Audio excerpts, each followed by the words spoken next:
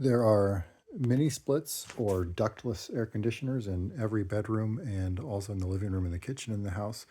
These are all controlled individually by a remote.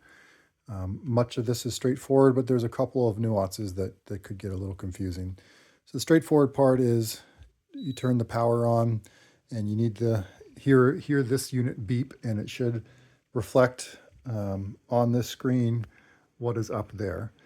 So there's a couple different modes on here. You can see it's on cool now. Changing the mode here, go to dry, heat, fan, or auto. What we recommend is either if it's here in the summer and you want it to be cooler in here, you're on air conditioning, turn it to cool mode. And if you're here in the winter and you want heat in your room, turn it to heat mode.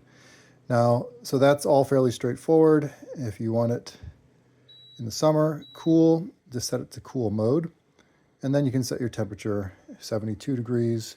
If you want it down to 70, it should say 70 up there. So that is one thing. Make sure you hear that beep that is telling you that the wall unit has communicated with the remote. If you're too far away and you don't hear that beep, you could be setting this to 68. And if you don't hear that beep, the wall unit could still be at 70. So just make sure you're close enough to hear that beep.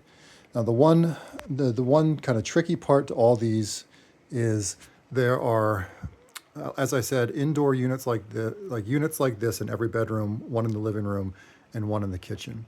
These are run off of an outdoor unit.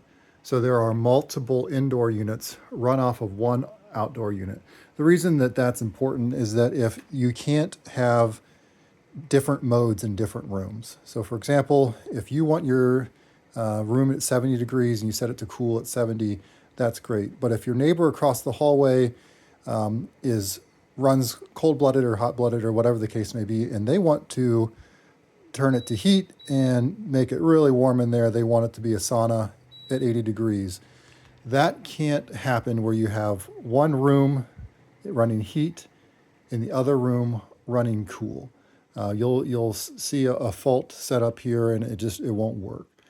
So if you notice that your mini splits are not working, the first troubleshooting to do is to go around to the different rooms and see if somebody has it at a different setting than what your room has it at. So they all need to be in heat or they all need to be in cool.